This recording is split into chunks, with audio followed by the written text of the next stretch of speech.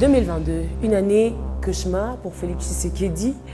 Depuis son accession au pouvoir, qu'en est-il de la performance ou de sa performance durant cette année pour vous? Nous avons des défis au niveau social, des défis économiques, des défis politiques.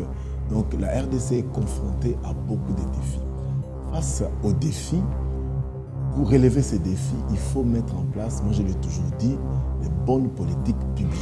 Sa performance, oui, il y a certains points qui ont marché et il y a encore beaucoup qui restent à faire. Il faut les reconnaître. On ne va pas tout voir en noir, on ne va pas également tout voir en blanc non plus. Parce que nous sommes ceux qui subissons, n'est-ce pas, les résultats de son travail. Donc face à tous ces problèmes, comme je l'ai dit, nous transformons nos mamans, les mamans congolaises en des mathématiciennes. Nous donnons aussi beaucoup de mots de tête à nos papas congolais. Donc sur les plans social, le chef de l'État n'a pas été performant. J'aimerais prendre l'autre échec sur les plans diplomatiques. Je crois que sur ces plans ou sur cette question, la performance a été médiocre de la part du président de la République.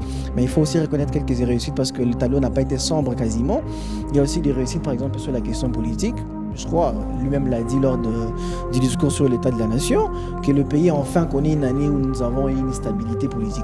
Il n'y a pas eu, je ne sais pas, des crises politiques. Le gouvernement congolais parle de la croissance économique pendant que le peuple croupit toujours dans la misère. Qui trompe qui? Les notions économiques ne sont théoriques, mais il faut les observer au niveau pratique.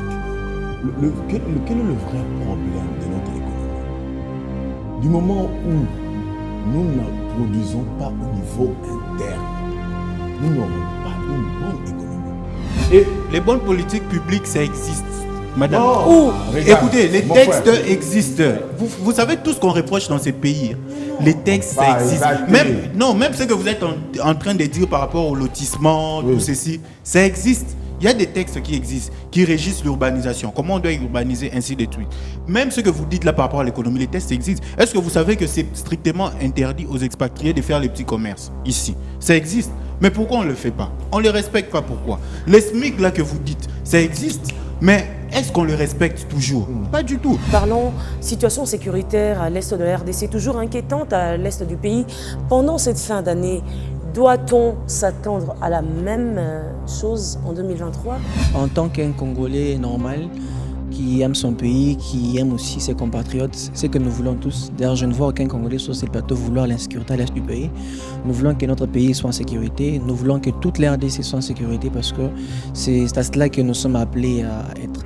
Et puisque la situation sécuritaire à l'est du pays continue à être inquiétante, nous l'avons dit plusieurs fois, nous demandons toujours à nos autorités de voir comment mettre en place des politiques nécessaires, de voir comment prendre des décisions nécessaires, importantes, qui vont permettre que la paix enfin regagne la partie est du pays. Et Madame Bénédicte, nous sommes à quelques jours de la fin de l'année. Oui. Il y a eu plusieurs pourparlers, il y a eu plusieurs forums, il y a eu plusieurs démarches qui ont été entreprises par rapport à cette question de l'est du pays. Nous sommes allés à Nairobi, nous sommes allés à Luanda, toujours des décisions et autres, mais pendant ce temps, on nous promet que les troupes vont se retirer.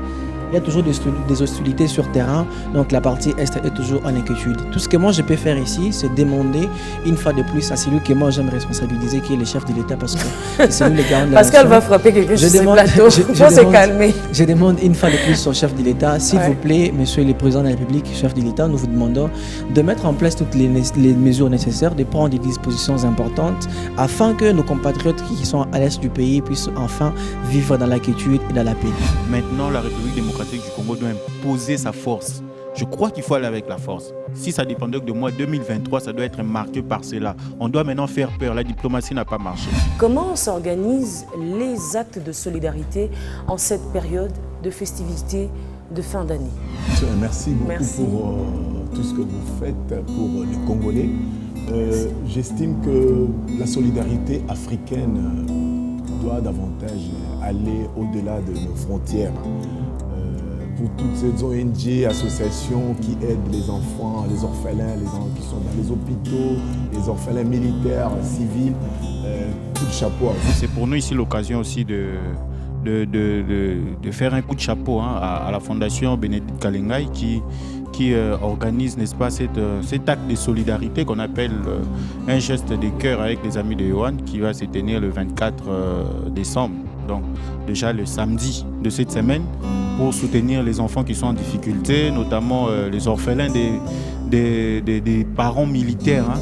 Surtout qu'on parle là de la guerre, on parle de la guerre, vous savez, ça sera vraiment un véritable coup de pouce pour ces enfants orphelins des parents militaires, mais aussi ces enfants qui sont en difficulté à l'hôpital pédiatrique de Kalembelem. Entre le défi sécuritaire et économique, une fin d'année 2022 difficile et particulière pour la République démocratique du Congo.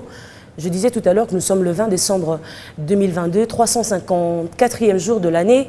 Plus qu'un jour nous sépare de 2023. Et la fin de l'année 2022 qui touche déjà à sa fin, donc dans quelques jours, dans 11 jours, je l'ai dit, la fin d'une année qui aura été marquée par des événements de toutes les couleurs et justement des grands paradoxes en RDC. Entre la croissance économique déclarée,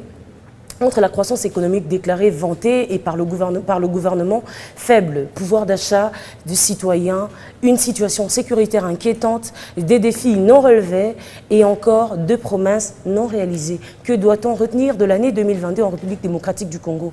Nous en parlons et nous répondons ce matin dans On est ensemble. 2022, une année cauchemar pour Félix Tshisekedi depuis son accession au pouvoir. Qu'en est-il de la performance ou de sa performance durant cette année, Pascal Kambala? Oui, il faudra tout d'abord signaler que la RDC est confrontée à beaucoup de défis. Nous avons actuellement ces défis sécuritaires qui est au niveau de la guerre dans la partie est de la RDC. Nous avons des défis au niveau social, défis économiques, défis politiques. Donc la RDC est confrontée à beaucoup de défis. Face aux défis, pour relever ces défis, il faut mettre en place, moi je l'ai toujours dit, les bonnes politiques publiques. C'est-à-dire? Oui, vous savez que moi je suis du côté partisan du progrès social, économique et politique. S'il faut analyser les défis économiques, il faut parler du climat des affaires, il faut parler de la mobilisation des recettes, il faut parler de la croissance, il faut parler beaucoup d'indicateurs. Mais moi, j'aimerais m'attarder sur la mobilisation des recettes.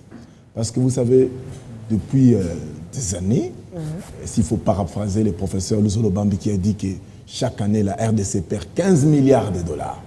Chaque année. Donc si aujourd'hui, notre budget 2023 est évalué à 16 milliards, donc la position du professeur Luzolo Bambi tend à se confirmer à ces jours.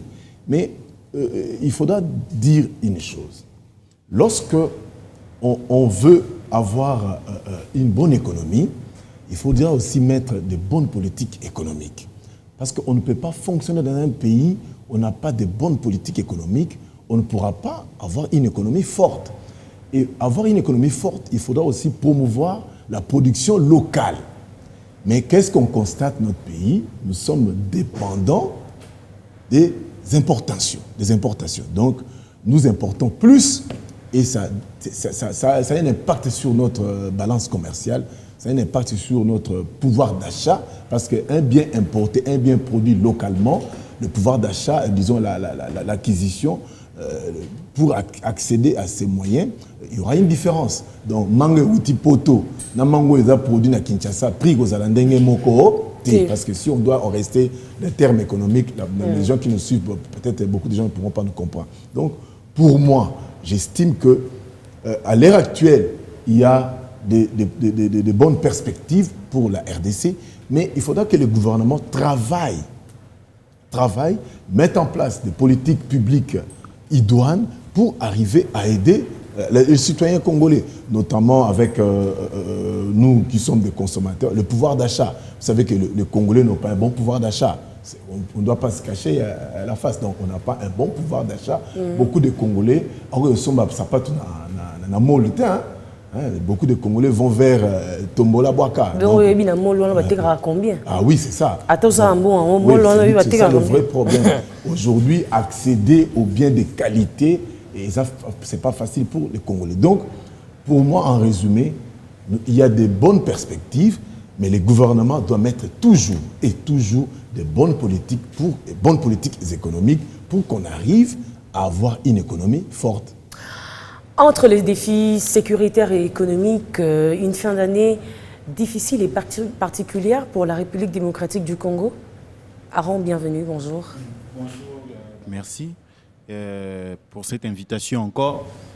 Excusez-moi avant d'aborder votre question, je veux décrire une situation d'embouteillage qu'il y a depuis hier sur la route bypass et la route en allant vers Matadi-Kibala.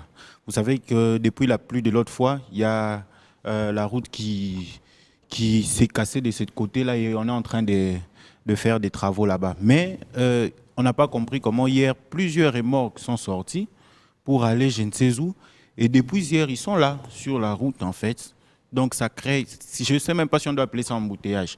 Donc c'est une stagnation en fait. Ça ne bouge pas depuis hier. Donc c'est vraiment terrible. Je crois que si on n'intervient pas rapidement, ça va handicaper beaucoup de choses. Alors pour revenir à votre question, oui, une fin d'année particulière, ça c'est clair. Mais ce n'est pas la première fois qu'on a une fin d'année particulière. Je me souviens d'un fameux 19 décembre. C'était encore en quelle année? Je crois en 2016. Le 19 décembre, tout va s'arrêter. Le 19 décembre. Le 19 décembre de la gloire. C'était apocalyptique. C'était une fin d'année aussi particulière. On ne savait pas exactement qu'est-ce qui va se passer le 19 décembre. Je me souviens également du contexte de la pandémie Covid-19. On a eu aussi cette difficulté. Là, on a eu une fin d'année assez particulière. Vous savez, les activités habituelles qu'on a toujours eu à la fin d'année, notamment des réveillons pour passer du 31 décembre au 1er janvier. On n'en a pas eu à cause de la pandémie. Donc, on a eu plusieurs particularités comme ça. Mais ce qui demeure, cette fois-ci, on a la particularité sécuritaire, bien sûr. Mais il y a une particularité qui demeure, je ne sais même plus si on doit encore l'appeler une particularité, parce que c'est devenu une habitude, c'est la situation économique. J'ai entendu, quand je suis arrivé, Pascal en train de décrire le pouvoir d'achat faible de la population congolaise. Donc cette situation économique, en fait, elle n'est plus une particularité, parce que c'est notre quotidien. Le Congolais vit déjà en deçà de la moyenne. Le Congolais vit avec une certaine précarité, n'est-ce pas, économique, et à cela, on vient ajouter ces défis sécuritaires. Oui, c'est une situation assez compliquée qui demande au président de la République et tout son staff de pouvoir trouver des solutions, des mesures idoines. C'est vrai, c'est assez complexe, assez compliqué pour le président de la République. Vous l'avez qualifié d'un cauchemar peut-être. C'est un cauchemar pour le président de la République. Qu'en est-il de sa performance durant cette année? Sa performance durant cette année, je crois que le président de la République était devant le Congrès, où il a donné l'état de la nation. Nous avons suivi, notamment cet exercice voudra qu'on puisse donner les réalisations qu'on a eu à faire au courant de l'année. Sa performance, oui, il y a certains points qui ont marché et il y a encore beaucoup qui restent à faire. Il faut les reconnaître. On ne va pas tout voir en noir, on ne va pas également tout voir en blanc non plus. Parce que nous sommes ceux qui subissons, n'est-ce pas, les résultats de son travail. Il y a bien des choses qui ont été réalisées, mais il y a plusieurs défis. Aujourd'hui, on parle du défi sécuritaire. Le chef de l'État est dans tous ces États, n'est-ce pas, en train de chercher des solutions entre la diplomatie et l'imposition de la force. Qu'est-ce qu'il faut trouver récemment? Il y a eu ces fameux sommets USA-Afrique que je n'aime pas déjà, que je ne partage pas. Comment est-ce qu'un pays comme les États-Unis doit appeler les chefs d'État africains pour venir, je ne sais pas, discuter de quoi? Quel jour on aura un sommet RDC-Europe? Ça n'arrivera jamais. Donc ça sera toujours des sommets France-Afrique, des sommets USA-Afrique, ainsi de suite. Donc, dans tous ces aspects diplomatiques, le chef de l'État est en train de chercher à trouver des solutions, notamment pour arrêter cette hémorragie à l'est de notre pays, mais qui malheureusement continue parce que ces agresseurs s'obstinent, n'est-ce pas, dans leur position de continuer à nous imposer, n'est-ce pas, de continuer à nous imposer une certaine situation précaire de notre sécurité. Mais qu'à cela ne tienne, qu'est-ce que nous maintenant en tant que Congolais, nous sommes en train de faire? Parce que la situation sécuritaire, par exemple, n'est pas l'affaire seule du président de la République. C'est vrai qu'il en a appelé à la mobilisation générale, on a vu des différentes réponses, mais qui se sont transformées aussi à des manifestations tout simplement pour la consommation. Des gens marchaient à gauche, à droite pour rien. Quand on appelle les gens à adhérer à l'armée, il y a quelques personnes qui sont quand même parties pour adhérer à l'armée, ainsi de suite. Mais après, il faut que nous-mêmes, Congolais aussi, que nous puissions nous asseoir pour intérioriser, n'est-ce pas, ces valeurs patriotiques. Malheureusement, même parmi les politiques, on voit des gens qui n'ont pas ces valeurs patriotiques, n'est-ce pas, pour, n'est-ce pas, à un moment précis où le pays est agressé, qu'on ait un même langage pour dire, voilà, nous sommes tous Congolais, nous devons défendre notre patrie. Mais vous allez voir qu'il y a des discours à gauche, à droite, chacun est en train de voir comment prévoir ses intérêts. Donc, le chef de l'État, oui, c'est un cauchemar pour lui, mais écoutez, quand on gère, il faut s'attendre à toutes sortes de défis. Vous avez les défis économiques d'une part, vous avez les défis sécuritaires, vous avez les défis sanitaires. Et quand on vient pour gérer toute une nation, il faut se préparer à tout cela. Je crois qu'il est en train de se battre, lui et son gouvernement. C'est vrai qu'il y a beaucoup à faire, mais il y a quelques efforts à gauche, à droite qui sont quand même fournis. Très bien, merci beaucoup Aaron Kazadi, Dolph Ney. Tout le monde a droit à la parole. Bien sûr, merci Madame Bénédicte. Je crois que là on est en train de parler de la performance du président Félix Tshisekedi durant l'exercice 2022, durant l'année civile 2022. Moi, je crois qu'il faudra répondre à cette question avec moins de complaisance que possible. S'il faut aller sur une échelle de 10, j'aurai une autre très très sombre, je n'aimerais pas la donner. Mais s'il faut aller avec des petits détails ça et là, je crois que cette année a été médiocre par rapport à la performance du chef, sur le plan social par exemple, parce qu'on peut le remarquer comme mes prédécesseurs, enfin mes co-débatteurs qui ont parlé avant moi, ils sont revenus sur la question de pouvoir d'achat, sur la question sociale. Nous pouvons tous les remarquer que les Congolais, nos compatriotes bien sûr, n'ont pas, parce que c'est Pascal Kambala qui disait qu'ils n'ont pas un bon pouvoir d'achat, moi je dirais qu'ils n'ont même pas de pouvoir d'achat. S'il est déjà médiocre, insignifiant, donc il n'est pas important. C'est la première des choses. Aujourd'hui, s'il faut... Voilà, donc on est en train de parler des pouvoirs d'achat, voilà qu'on revient avec de prix. Il faudra entendre les Congolais, nos mamans bien sûr, qui vont au marché. Aujourd'hui, avec le salaire qu'ils reçoivent le monsieur, qu'ils reçoivent le papa, quand ils remettent l'argent aux mamans, les mamans deviennent des mathématiciennes au marché. J'ai croisé une maman qui vous maîtrise des calculs mentaux, si je peux le dire comme ça, plus qu'un professeur d'université qui donne les cours des mathématiques. Elle est capable d'utiliser 100 000 francs plus que quelqu'un qui gère, je pourrais prendre l'exemple d'une caisse d'un supermarché. Donc, face à tous ces problèmes, comme je l'ai dit, nous transformons nos mamans, les mamans congolaises en des mathématiciennes. Nous donnons aussi beaucoup de mots de tête à nos papas congolais. Donc, sur les plans social, le chef de l'État n'a pas été performant. J'aimerais prendre l'autre échec sur les plans diplomatiques. Je crois que sur ces plans ou sur cette question, la performance a été médiocre de la part du président de la République. Mais il faut aussi reconnaître quelques réussites parce que le tableau n'a pas été sombre quasiment. Il y a aussi des réussites, par exemple, sur la question politique. Je crois, lui-même l'a dit lors du discours sur l'état de la nation, que le pays a enfin connu une année où nous avons eu une stabilité politique. Il n'y a pas eu, je ne sais pas, des crises politiques, il n'y a pas eu de difficultés au niveau de notre chambre, enfin de notre parlement, la chambre haute ou la chambre basse. On a vu que les choses ont quand même bien marché. Nous n'avons pas eu un gouvernement qui a connu beaucoup d'impressions, beaucoup de sollicitations, beaucoup de mitraillements au niveau de l'Assemblée nationale. Pas sur la question de la complaisance, mais plutôt parce que le Parlement remarquait que non, après contrôle, après tout ce qui se passait, le gouvernement travaille bien, si on peut le dire comme ça. Donc sur le plan politique, les choses ont bien marché. Et on peut encore voir aujourd'hui comment nous avons une opposition faible face à ces pouvoirs. Moi, je l'ai toujours dit, si aujourd'hui l'opposition est faible, parce que ce n'est pas parce qu'elle le veut, mais parce qu'il y a aussi en face, il y a aussi un pouvoir qui est en place, qui sait comment gérer cette opposition. Donc sur le plan politique, on peut ramasser ça comme ça. Vous verrez que c'est une année qui a été réussite sur cette question. Mais sur beaucoup d'autres plans, comme je l'ai dit, la question du social, donc la question du pouvoir d'achat qui n'existe même pas pour les Congolais, la question de l'échec diplomatique, vous avez vu où nous en sommes aujourd'hui, c'est très compliqué. Autre échec que nous avons connu, moi je n'aurais pas appelé ça l'échec pour ne pas mettre ça sur le dos du président de la République seul. Je crois que c'est un problème qui touche la RDC, c'est la question sécuritaire à l'est du pays. Je pense que oui, lui en tant que commandant suprême, lui en tant que garant de la nation, lui en tant que président de la République, c'est lui qui est appelé à tout bien coordonner. Mais voilà, seulement, nous pouvons tous nous mettre d'accord que le pays est agressé. Et si le pays est agressé, nous devons tous mettre nos intelligences en synergie, mais également nos efforts. Mais seulement, comme je l'ai dit, il faudra reconnaître une sorte d'échec sur le plan diplomatique. Parce qu'après toutes les tournées que le chef a faites, vous pouvez donc remarquer que les retombées ne sont pas signifiantes. Moi, je crois que d'une manière ou d'une autre, c'était un investissement à perte, comme certains se diraient, ces voyages qu'il a fait. On pourrait peut-être ramener les répercussions de ces voyages sur d'autres plans, mais sur le plan diplomatique, moi je l'assume, je crois que le chef a échoué. Mais dans l'ensemble, comme je l'ai dit, je n'aurais pas donné la note sur 10. Elle est quand même bonne, même pas très bonne par rapport aux attentes que nous avons vis-à-vis du chef, moi particulièrement. J'attends beaucoup du chef parce que je sais qu'il a la volonté, mais seulement l'année 2022. Voilà, face à tous ces défis, face à toutes ces difficultés, tous ces problèmes qui ne dépendent pas aussi de lui, mais qui sont peut-être dus à la nature, aux catastrophes et autres comme nous l'avons connu, on peut aussi dire que c'était une année très, très, très compliquée. Maman Bénédicte, je voudrais peut-être placer un mot en dernier lieu par rapport à la performance. Je me dis aussi qu'il justifie aussi la mauvaise note que j'oserais donner durant l'exercice 2022, c'est la non-définition des bonnes mécaniques de la bonne gouvernance. Parce que s'il y avait des bonnes mécaniques de la bonne gouvernance bien établies, je crois que le chef aurait réussi sur certains plans, aurait évité certains échecs. Concrètement, qu'est-ce que vous fustigez?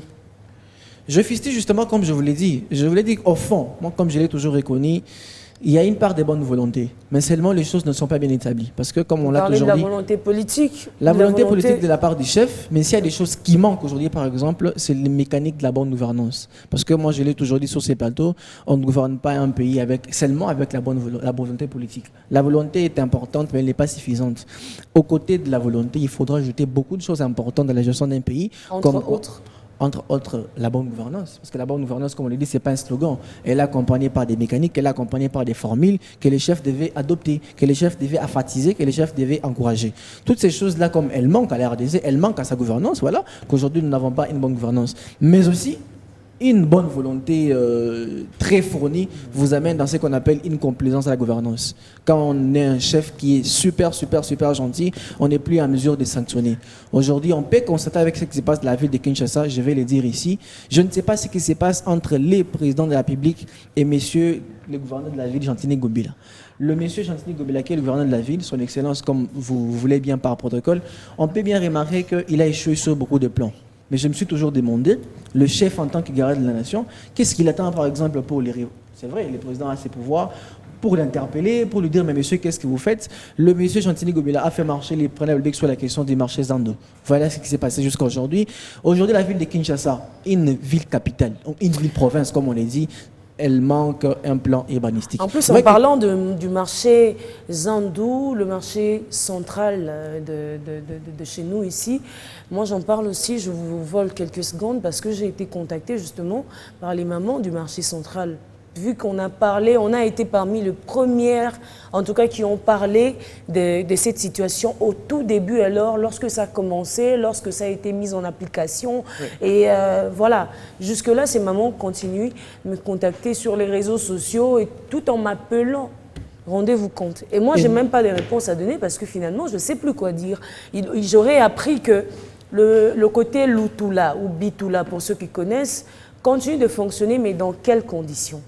Et à l'intérieur, comme vous le savez, tout a été cassé. Il y a eu un plan, il paraît. Mais bon, à quand finalement, moi je ne sais pas. Et franchement... Je ne conseillerais pas à un Kino de se rendre à Zando pendant cette période, ou même pendant tout ce temps, parce que vous savez, quand on sectionne le marché de beaucoup de pavillons et que l'on demande à tout le monde de partir s'étouffer d'un côté, vous pouvez observer ce qui se passe. Quand vous êtes à Zando, c'est comme si vous êtes dans la boîte à sardines. Vous voyez un peu le boîte de conserve et tout. Nous nous étouffons, nous nous touchons en désordre. Vous entrez avec un certain parfum, vous y ressortez avec un parfum nauséabond qui n'est pas très intéressant. Et tout cela, on les met sur les deux de qui? Sur les deux du gouverneur de la ville, Gentili Gobila, qui coûte chez lui à 10h pour arriver au bureau à 13h et quitter à 15h sans rien foutre. Et pendant tout ce temps, moi je me dis, mais les présidents de la République que je connais ayant une bonne volonté. Mais seulement, je me dis, la bonne volonté très fournie. Ayez, monsieur le président, ayez une volonté politique, mais essayez d'éviter, s'il vous plaît, je vous le demande avec tout le respect, de considérer les gouverneurs et autres là comme si c'était vos potes. Je ne dis pas qu'ils sont vos potes, mais s'il faut sanctionner, on sanctionne. Je crois que nous l'avons déjà dit sur ce plateau. Un chef sanctionne quand il faut sanctionner. Un chef interpelle quand il faut interpeller, parce que là, la ville est gouvernée, elle est dirigée par un gouverneur, mais qui est insensible vis-à-vis de beaucoup de questions. Une question comme la question des Zando, qui dépend d'ailleurs de la vie des Kinois, parce qu'aujourd'hui, qui va pas passer de nuit sans avoir mangé? Nous mangeons tous, nous nous habillons et tout. Et comment voulez-vous qu'on s'habille, qu'on mange, alors que nous n'avons pas un marché dans les bonnes conditions? Comment voulez-vous que les jeunes Kinois ne volent plus, alors que vous avez sectionné un marché de quelques pavillons, ils pouvaient vendre et vaquer à certaines occupations? Tout cela, il renforce l'insécurité dans la ville, il renforce la faim, il renforce les koulouna, et nous autres continuons à en pâtir, nous continuons à aller au marché avec un certain parfum, et ressortir avec les parfums des morts. Donc c'est un peu cela. C'est triste, mais bon, comme nous sommes déjà dans dans des événements qui auront marqué l'année 2022, j'ai laissé moi quand même poser la question de manière officielle. Quels auront été les événements marquants qu'a connu la République démocratique du Congo en 2022? On a déjà parlé d'histoire de marché, Zando et tout, mais bon, Pascal Combal a bougé la tête pendant que Dolph parlait, donc il va réagir et répondre. En fait, oui. Je demande à notre ami d'être calme dans son discours, parce que j'ai pensé à... J'ai fait la section littéraire au Philippique de Cicéron. Où tentait de cribler un tiré à bout portant sur le régime de l'époque. Il faudra faire très attention. Nous ne sommes pas au village où il y a un chef coutumier à la tête du Congo, mais de la RDC. Non. La RDC est structurée. Le président de la République a ses fonctions. Le gouvernement, qui est dirigé par un Premier ministre, a aussi ses fonctions, ses attributions. Et il y a plusieurs institutions, le Parlement, tout ça.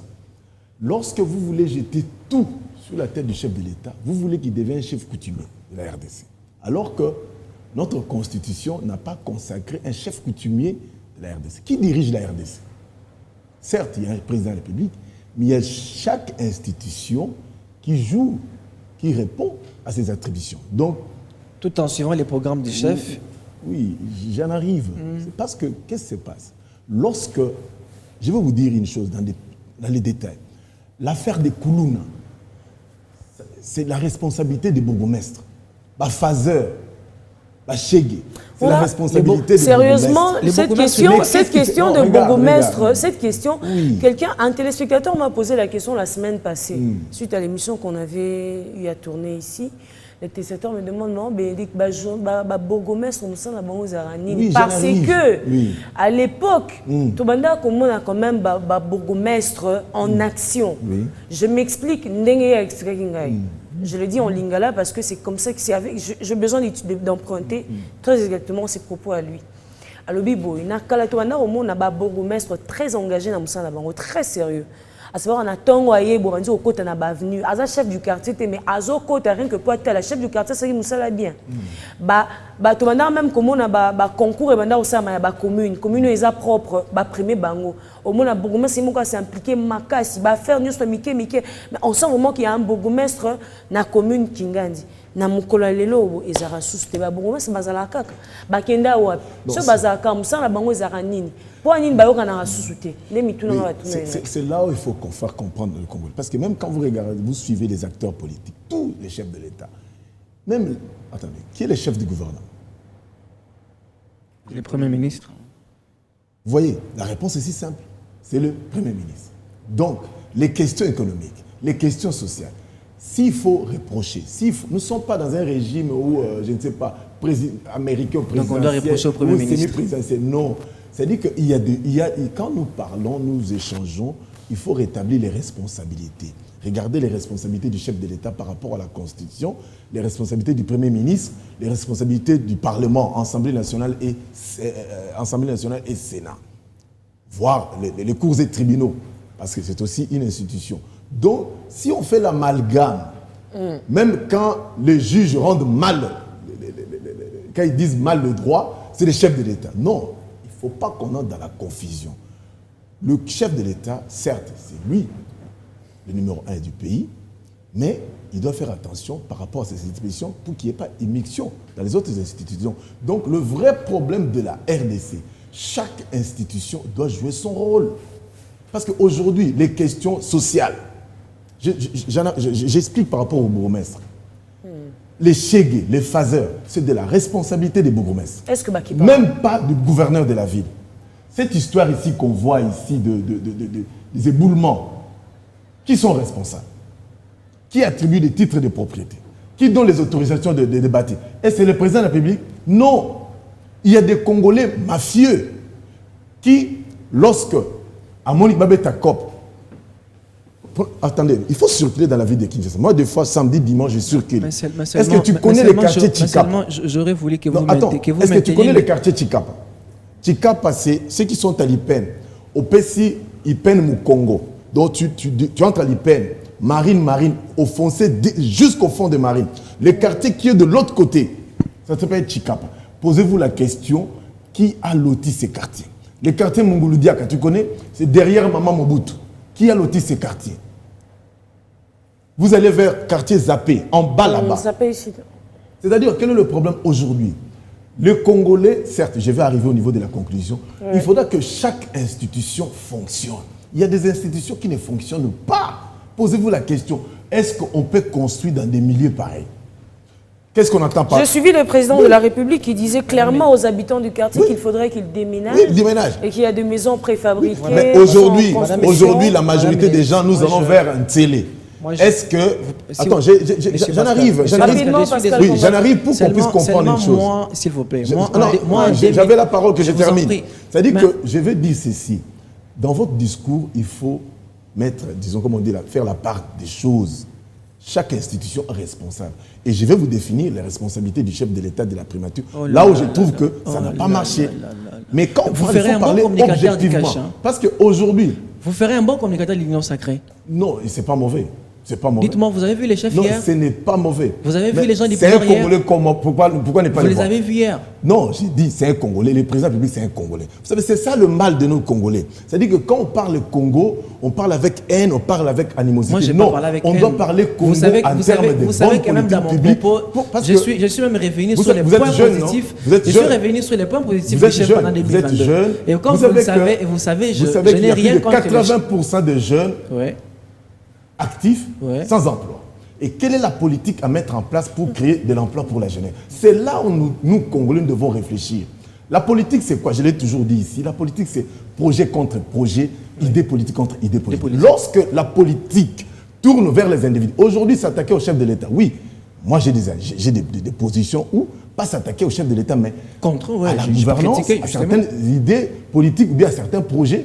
Mais je ne vais pas m'attaquer au chef d'État. Parce que quand vous dites toujours, le chef de l'État, chef d'État, il faut qu'on parle donc, moi, je suis en train de m'attaquer au chef de l'État. Non, non, j'ai dit, est-ce que les Congolais qui jettent la saleté dans Balabala, c'est le président qui doit balayer? Est-ce qu'on peut se calmer, s'il vous plaît? Donc, c'est pour arriver à dire quoi? J'ai besoin qu'on se calme. Tolérance, s'il vous plaît. Oui, j'aimerais dire une chose. Tozana village, nous ne sommes pas au village, c'est la RDC. Et à la tête du Congo, il y a un président de la République. Lorsque vous voulez responsabiliser tout, donc vous êtes en train de commettre une faute. Même chez vous, na balabala, ne pas combité, c'est le président public.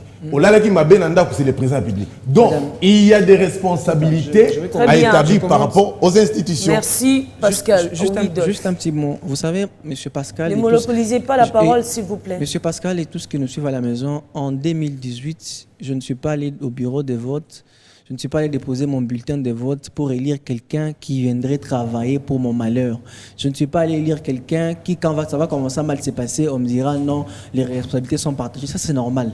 Dans la mécanique de gestion d'une cité, on sait qu'il y a un gouverneur, on sait qu'il y a un président, on sait qu'il y a un premier ministre. C'est normal. Il y a des attributions et des responsabilités. S'il vous plaît. Et nous savons que nous sommes dans un pays où il y a ce qu'on appelle la séparation des pouvoirs. Tout ça, nous savons. Mais moi, quand je suis en 2018, ce n'était pas pour élire, je ne sais pas, un magistrat, ce n'était pas pour élire un bourgmestre, non. Je suis allé élire les présidents de la République. Et moi, je l'ai dit ici, en 2008, moi, j'ai voté pour M.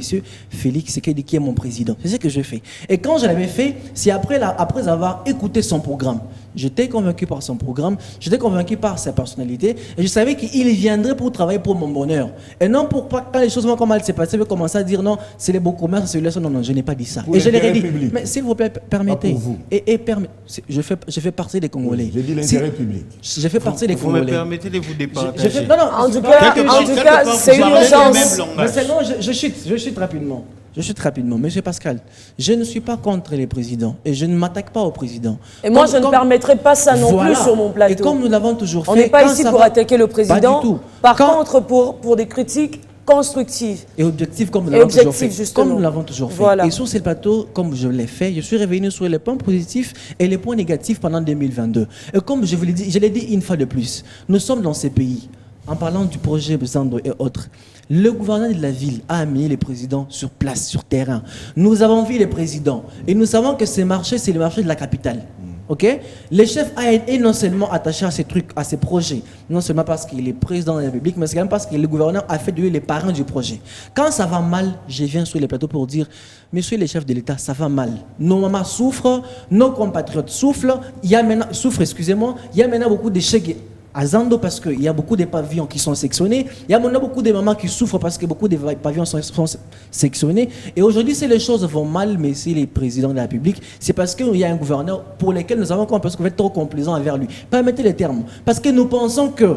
On ne va pas revenir sur tout ça rapidement. Parce que j'aimerais juste faire comprendre à M. Pascal, si vous permettez, M. Pascal, que non, ici, nous ne responsabilisons pas les chefs surtout, mais c'est mal nous disons que nous l'avons élu pour qu'il travaille pour notre bonheur. Et si les choses marchent mal, je n'irai pas voir les gouverneurs, je verrai les présidents. Et les chefs, en nous entendant, en nous écoutant, en tant que bon père, ils diront, bon, quel est ce fils de la famille qui est en train de mal travailler? Non, c'est mon fils qui est, je ne sais pas, la tête de la famille qui est Kinshasa. Je l'appelle, je dis, mais fils, toi qui es à Kinshasa, mais mes enfants qui sont à Kinshasa travaillent mal, qu'est-ce que tu peux faire? Il peut faire ça, ça c'est une possibilité.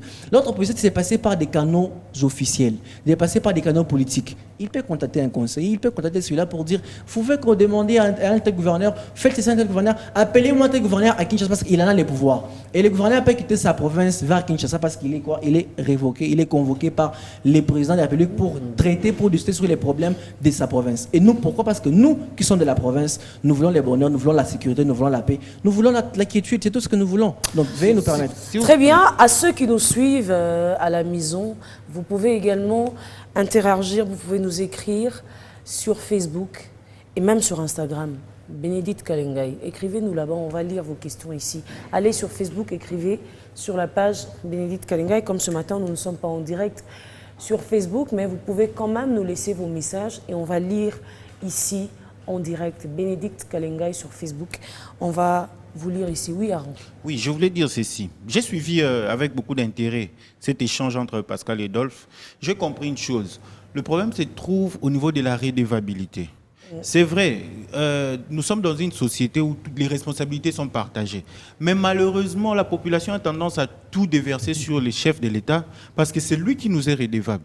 C'est les chefs de l'État qu'on a élus, malheureusement. Alors que il y a certains faits qu'on reprocherait aux chefs de l'État qui relèvent de la compétence, par exemple, du bourgmestre. Voilà pourquoi la Constitution a résolu ces problèmes. Normalement, il y a des élections municipales. C'est-à-dire on doit voter les conseillers municipaux, eux, à leur tour, ils doivent voter le bourgmestre. Ça, c'est prévu. Si ces gens-là obtiennent une légitimité à la base, vous allez voir que certains faits, on ne va plus encore commencer à les projeter très haut au président de la République. Parce que ceux qui sont là déjà au niveau inférieur, ils nous sont redevables. Avant d'être là, ils sont venus, ils nous ont promis des choses. Ils nous ont promis des choses et en fonction de ce qu'ils nous ont promis, on leur a donné confiance et ils sont là. Quand ils gèrent maintenant, ils nous seront redevables directement. Malheureusement, comme ces gens sont nommés, ils ne nous sont pas redevables. Quand ça va mal, nous, on se tourne toujours vers celui qui nous avait promis. Et puis dans tout ça, une chose que nous connaissons tous, c'est que 2022, c'est l'année qui marque la fin justement du premier mandat de Félix Tshisekedi. Après, on ne sait pas pour 2023, peut-être bien qu'il reviendra, peut-être pas. Mais ce qui est simbité, celui qui est dans ce qu'on a, ce qui a Isaac Boy pour Félix, ce qui est simbité Boy pour Félix. Voilà. On va indexer le chef de l'État si ça ne marche pas. Donc moi, je me dis à un moment, quoi de plus normal de le responsabiliser d'une manière ou d'une autre lorsque ça ne va pas. C'est aussi une manière, je pense, de l'interpeller à pouvoir interpeller la personne qu'il faut peut-être. Votre question me fait réfléchir encore plus loin. J'ai réfléchi sur l'opportunité de notre Constitution. Vous savez, notre Constitution a plusieurs ambiguïtés. Nous sommes en train de lire le chef de l'État. Le chef de l'État vient en campagne électorale, il vient avec un projet. Il vous dit, voilà, quand je serai président de la République, voilà ce que je vais faire, voilà comment je vais agir, ainsi de suite. Et nous, on le fait confiance par rapport à ça. Mais quand il arrive là, il est président de la République, il y a un Premier ministre qui n'a pas notre légitimité à nous. Il y a un Premier ministre que nous n'avons pas élu, qui ne nous est pas redevable directement, qui est nommé par le président de la République. Lui, ce Premier ministre vient par le président de la République. Il nous est? D'accord, je suis d'accord.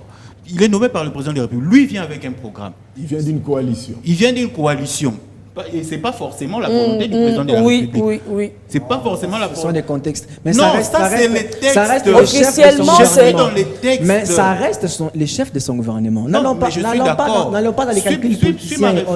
Je ne suis pas dans le calcul politicien. Votre réflexion est très bonne. Je suis en train de dire que nous, on a fait confiance au président de la République sur base de ce qu'il nous a présenté comme projet. Il est là, président de la République. À son tour, il est face à l'évidence de la loi. Il faut un Premier ministre qui vient de la majorité. Et s'il n'a pas cette majorité, vous voyez déjà qu'il a un Premier ministre avec qui, peut-être, il ne partage pratiquement pas les mêmes convictions. Celui-là, il ne nous est pas directement redevable. Il vient avec un programme, le programme du gouvernement. Maintenant, à la fin du mandat, comme vous dites là, le président de la République revient peut-être pour solliciter encore un nouveau suffrage auprès de la population. Nous allons les juger sur base de quoi? Nous allons les juger sur base de ce que nous avait présenté comme projet ou sur base du programme que le Premier ministre est venu mettre en place. Vous voyez déjà que là, notre Constitution pose beaucoup de problèmes. Et tout ceci, combiné avec le fait que les autres institutions n'ont pas assez de légitimité à la base, ça nous pousse à avoir un jugement désorienté. Pour certains faits, on responsabilise toujours le président de la République. Pascal était en train de dire qui a loti là-bas, qui a donné l'autorisation à lotir dans tel quartier, ainsi de suite. Chaque institution devrait jouer son rôle. Oui, d'accord. Mais après, la question qu'il faut se poser, qui contrôle qui? Très bien. Vous parlez du Premier ministre, vous parlez du gouvernement. Alors, laissez-moi vous poser cette question. Le gouvernement congolais parle de la croissance économique pendant que le peuple croupit toujours dans la misère. Qui trompe qui? Paradoxe. Ça, ça c'est un paradigme. Oui, vous savez, les notions économiques sont théoriques, mais il faut les observer au niveau pratique. Quel est le vrai problème de notre économie? Du moment où nous ne produisons pas au niveau interne, nous n'aurons pas une bonne économie. Vous ne pouvez pas vous lancer dans une bonne politique économique en disant non, nous n'allons pas produire au niveau interne, nous allons tout importer. C'est ça le vrai problème. Mais qui vous empêche de produire? Le problème, c'est là. Pourquoi moi. On ne produit pas? Je ne suis pas je ne suis pas au gouvernement. Non, je suis en train de réfléchir par population. Je me demande. Je relève que le vrai problème de notre pays, c'est quoi? C'est quoi? Croissance économique, balance. Le peuple ne comprend pas toutes ces histoires. Le peuple a l'ingénie. Allez. Lati, santé kitoko, amélie-moi bière à bien parce que les Congolais aiment boire. Ah non, faut pas, non. Les Faut Congolais pas, aiment non. boire. Non. Faux. Faux. Mais des locaux aussi, c'est faux. Là, maman. Je te donne un exemple. Vas-y jusqu'à l'aéroport d'Ndjili. Pendant où il y a malin, tu vas voir, il y a beaucoup de magasins ou bien des bars. Mais c'est ce qui nous abrutit en même temps. Oui, non, c'est ce qui nous abrutit. Non, je suis observateur. Je t'ai fait voir que les Congolais aiment boire. Poursuivez Pascal Kambala. Selon M. Pascal, il faut permettre aux Congolais de boire. Parce que c'est ce qu'ils aiment faire. Vous comprenez la logique? Tu vois les macayabou comme ça. On en a ici au Congo. Ces histoires, ça ne même pas provenir de l'extérieur. Moi, quand je vois les poissons, là, les chinchards et tout, je pense toujours à l'argent qu'on a donné là-bas. Là, aujourd'hui, nous plairons. À 62 ans, nous plairons. Pourquoi? Quelles sont les bonnes politiques menées dans le passé pour que nous... On a parlé sous Mobutu, autosuffisance alimentaire, objectif 80. Tout ça, c'est quoi? À 62 ans, nous n'avons pas mis en place des bonnes politiques durables pour qu'aujourd'hui, Congolais, oui, Nakolia, Biloko, on a produit. Le gouvernement a fait sortir plus de, je crois, c'est 400 millions de dollars, le projet Bukangalose, qui devait un parc agro-industriel. Où est-ce qu'on en est? Moutaïba Mbongwana, Ayeba Nakate, Bongone Kenda, Ayeba Nakate. Vous voyez, dans un pays où on détourne 400 millions de dollars, on ne connaît pas qui a pris cet argent-là. On ne poursuit personne. Moi, j'aime ce que vous venez de dire tout à l'heure. On ne poursuit personne parce que Ayebani. Il faut une décision judiciaire. Mais Ayebani. C'est-à-dire que le vrai problème de notre pays, c'est quoi? Du moment où on ne met pas de bonnes politiques publiques durables, il n'y aura rien. Il n'y aura rien. On peut parler de croissance, oui. Il y a une croissance. Il va te trouver dans le Boma. Croissance, il y a 2 chiffres, oui, il va te trouver dans le Boma. C'est-à-dire que le vrai problème, c'est que notre économie doit répondre à la vie des quotidiens, aux besoins de la population. C'est-à-dire que si on va commencer à ergoter sur des termes, croissance, les gens qui nous suivent, Boma, qui parlent à la télévision. Donc, le Congolais, je l'ai dit ici, quand dans un pays, SMIC est à 7300 francs congolais, une sorte de 7300 francs, c'est-à-dire à peine $3. Congolais doivent vivre par jour avec $3. Vous trouvez ça normal? Bon, aujourd'hui, c'est bien beau. On a un budget de 16 milliards, on progresse. Mais il faut qu'il y ait une redistribution au niveau de la population. On ne peut pas avoir des institutions salaire Yamoto, comme j'ai appris dernièrement, dans une entreprise, PDG, à la fin de l'année, on reçoit 1000 $. Rapidement, Pascal Kambala. Il y aura une aventure. Rapidement. PDG, oui, PDG, on reçoit 1000 $. Pour la colis à la fin de l'année, agent, on reçoit 100 $. T'as la boule, non? C'est-à-dire que dans un pays, on ne veut pas faire voir Congolais que Congolais à Kendeliboso. C'est ce que moi je l'ai dit. C'est-à-dire qu'aujourd'hui, les gouvernements actuels doivent mettre des bonnes politiques publiques. Et les bonnes politiques publiques, ça existe. Madame, regarde, écoutez, les textes existent. Vous savez tout ce qu'on reproche dans ces pays. Les textes, ça existe. Même ce que vous êtes en train de dire par rapport au lotissement, tout ceci, ça existe. Il y a des textes qui existent, qui régissent l'urbanisation. Comment on doit urbaniser, ainsi de suite.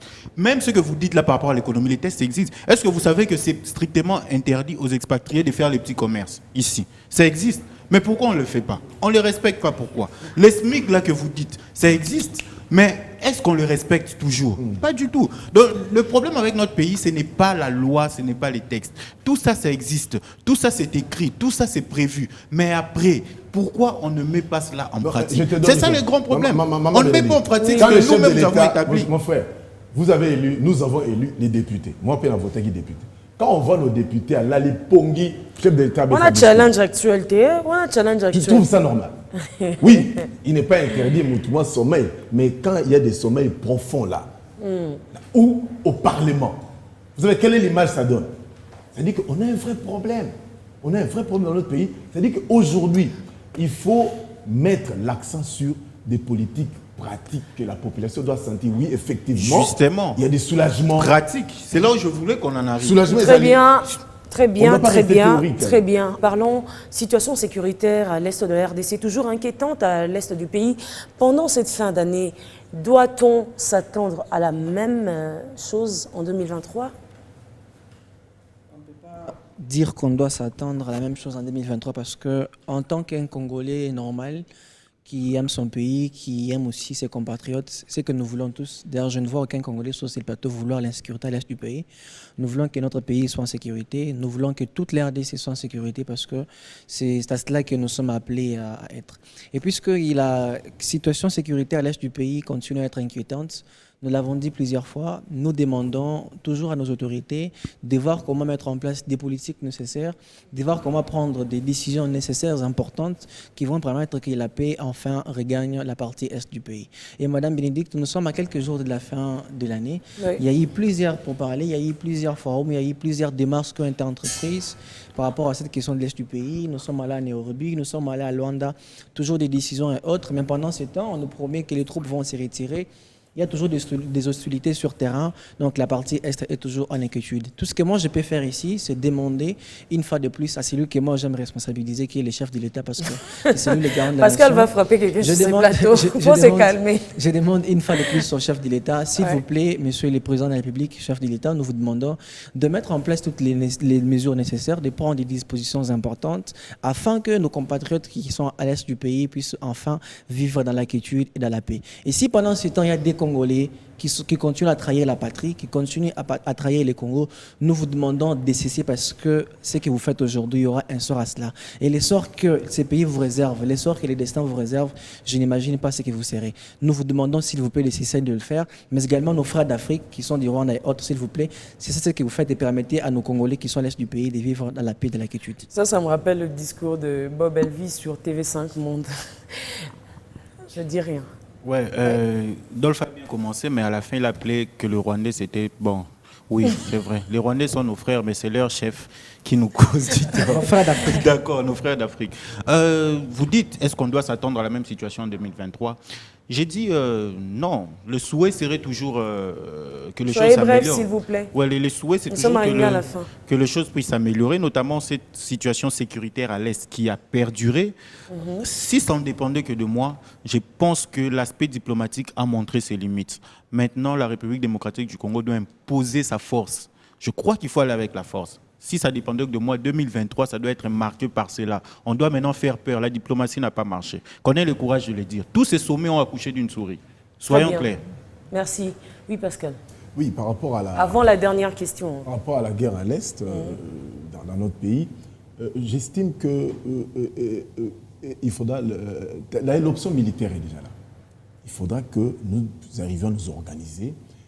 La mobilisation a réussi déjà. Quand on a déjà 10 000 recrues, c'est déjà une bonne chose. Et j'ai dit, il faut la mobilisation continue.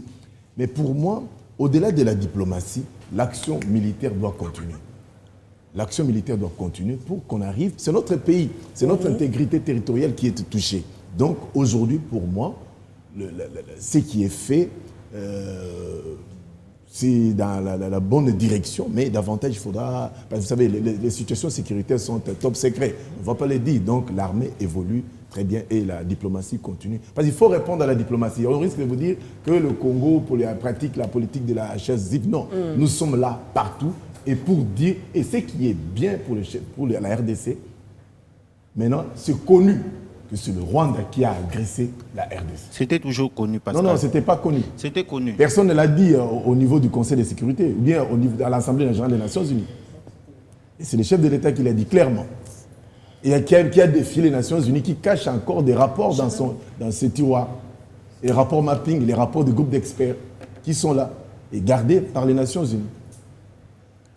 Très bien, merci Pascal Kambala. Dernière question avant de nous dire complètement au revoir pour aujourd'hui. Comment s'organisent les actes de solidarité en cette période de festivités de fin d'année?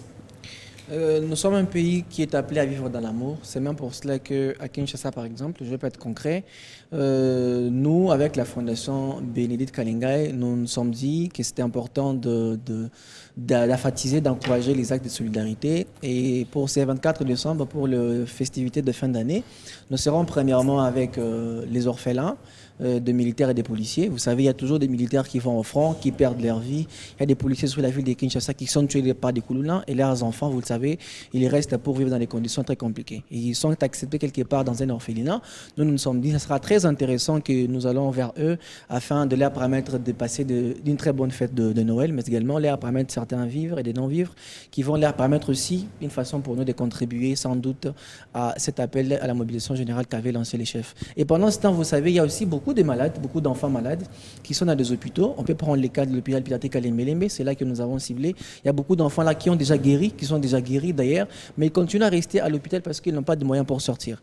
Les 24 décembre de ces mois, donc c'est samedi, nous serons aussi à l'hôpital pédiatrique à Lembelembe pour aller permettre à ce que certains enfants qui étaient malades, qui sont déjà guéris, de sortir de l'hôpital.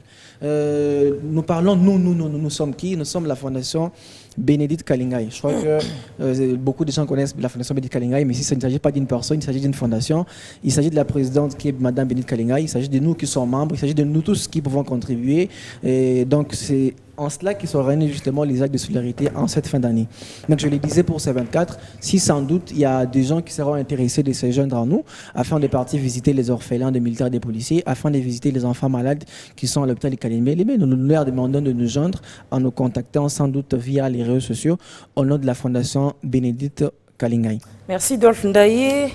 Oui, Madame Bénédicte, en cette fin d'année, vous savez qu'il existe tout un ministère des Affaires sociales, en principe.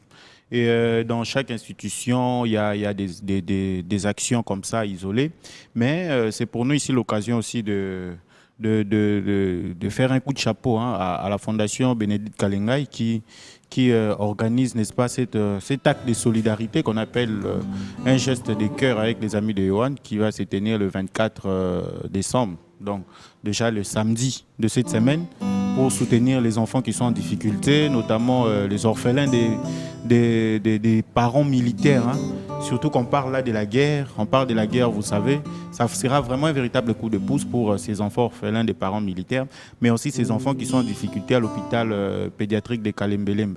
Donc c'est pour moi ici l'occasion d'inviter toute personne de bonne foi qui peut quand même mettre la main, pour accompagner cette initiative. Je crois que si on doit même aller d'un point de vue religieux, moi je suis chrétien, je pense que c'est aussi une bénédiction qu'on s'attire quand on soutient ceux qui sont en difficulté, surtout les orphelins. Je ne vais pas prêcher ici, mais vous savez, la Bible dit « Il est le père des orphelins ». Je ne suis pas pasteur. Voilà, c'est quelque chose qu'il faut vraiment soutenir et je nous invite à soutenir cette activité pour le bien-être de nos enfants. Très bien, merci. Docteur Aaron Pascal Kambala. Oui, félicitations et merci beaucoup pour tout ce que vous faites pour les Congolais. J'estime que la solidarité africaine doit davantage aller au-delà de nos frontières. Pour toutes ces ONG, associations qui aident les enfants, les orphelins, les gens qui sont dans les hôpitaux, les orphelins militaires, civils, tout le chapeau à vous. Mais merci. Si vous aussi, Congolais, moi j'invite les Congolais, entre nous devons nous déborder de ce geste-là pour aider les Congolais, les gens qui souffrent. Si vous avez un pantalon, vous avez un lamba, vous avez un loco, un carton, vous avez un mois d'époulé, trouvez que les gens qui en manquent pour que quand même on passe d'une année à une autre dans la joie. Très bien, merci beaucoup. Vous avez compris que nous ne sommes pas encore à la fin, mais nous sommes à quelques minutes de la fin de l'émission. Nous sommes avec l'artiste Bedi Kiala qui vient nous rejoindre avec Rina. Bonjour, bienvenue, j'espère que vous allez bien, ça va? En forme? Quelqu'un peut tenir son micro, mais bon, c'est pas grave. C'est bon, hein, ça passe. Ça va sinon? Ah, nous, on est très contents, chers téléspectateurs. Vous avez compris que nous martelons aujourd'hui, parce que c'est le tout dernier mardi avant le 24 décembre 2022. Nous avons deux grandes activités. Le 24 décembre 2022, dans l'élan de solidarité, justement, nous irons rendre visite aux orphelins des militaires et aux enfants en difficulté. Et tout ceci s'inscrit dans la logique ou dans le cheval de bataille, je dirais, de la Fondation Bénédicte Kalingai. Mais cette activité est chapeautée par l'ambassadeur Johan Gabriel. Et pour cela, nous avons Bedi Kiala et sa fille qui sont venus pour nous faire un a cappella d'une chanson qu'ils nous ont faite. En tout cas, on va écouter ensemble.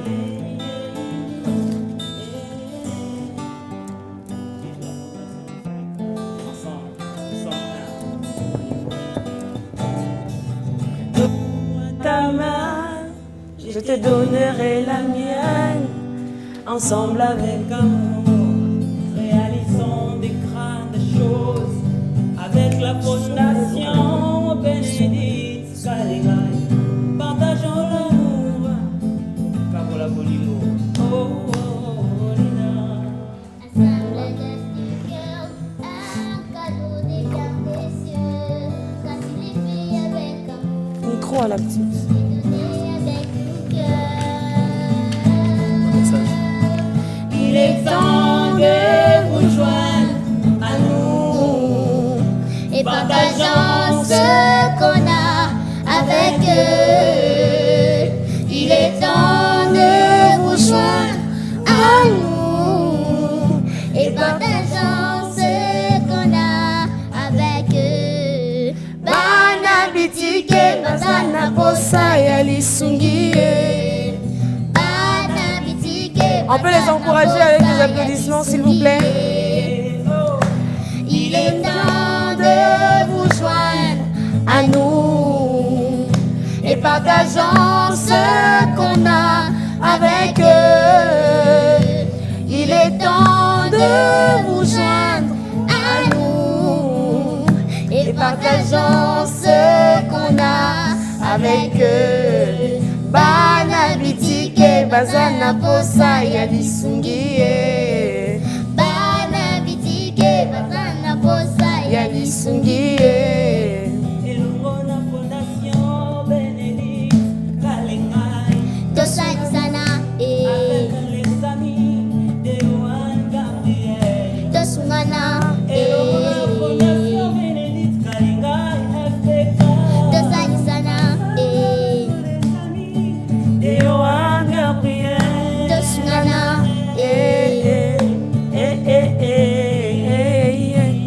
basi bakufela mibali mpe baza na posa ya lisungi ye bana na baobito base lisungi ye salisa salisa salisa salisa ye salisa salisa salisa salisa ye. Il est temps de vous joindre à nous et partageons ce qu'on a avec eux. Il Bravo. est temps de vous joindre. Bravo, bravo, bravo, bravo. Bravo. Pour moi, j'ai envie de dire un peu comme j'ai des annonces tous les jours ici. C'est un honneur, franchement. La première fois que j'ai écouté cette chanson, la chanson est tombée comme ça dans mon téléphone. Je dis, c'est qui ça? Et puis après, je cherche à avoir maintenant des informations sur la personne. Et j'ai été stupéfait, mais pendant 10 secondes, je ne réalisais pas. Bédi, comment faire pour vous contacter? Ouais, carrément, il faut m'appeler sur mon numéro. Le numéro? C'est les 089. Apparemment, son micro, ouais, vous pouvez utiliser celui-ci. Mon numéro, c'est les 089 59 13 616. Encore 089 59 13 616. Ou m'écrire sur ma page Facebook, Bédi El Kanta, tout court. Très bien. Vous avez son numéro et vous pouvez le contacter, ne fût-ce que pour lui donner de la force, parce que ce qu'il a fait, c'est énorme. Je souligne que je ne l'ai pas contacté. Monsieur m'a contacté et il m'a envoyé la chanson dès lors qu'il a vu la vidéo sur Internet, les photos ou les vidéos en train de parler de la collecte de fonds, parce que ce 24 décembre, nous irons à la rencontre des orphelins, des militaires et des enfants en difficulté. Et donc, l'appel est lancé à vous, des personnes de bonne volonté, vous qui voulez vous joindre à nous, c'est samedi, déjà c'est les samedis de cette semaine, donc contactez-nous au plus 243 97 69 64 960, c'est mon numéro personnel, donc c'est pour nous remettre des fonds, des vivres et des non-vivres, tout ce que vous avez qui peut redonner le sourire aux orphelins et aux enfants en difficulté. C'est 24 décembre, la veille de la fête de Noël, plus 243 97 69 64 960, plus 243 97 69 64 960, et vous avez compris que c'en est complètement fini pour aujourd'hui, pour on est ensemble, franchement. C'était un honneur, un bonheur, mais surtout un plaisir de vous savoir branché sur B1 Télévision. On se retrouve ici le mardi de la semaine prochaine avec le même plaisir, même sourire, même esprit, mais comme toujours d'ailleurs, et ça vous le savez. Entre-temps, le 24, nous sommes à l'hôpital pédiatrique de Kalembele, mais le matin à 9h, et à 14h, on sera à l'orphelinat à Somip Congo avec les orphelins des militaires. Rejoignez-nous. Venez, on va leur redonner le sourire, ensemble, avec amour, n'est-ce pas? Prenez bien soin de vous.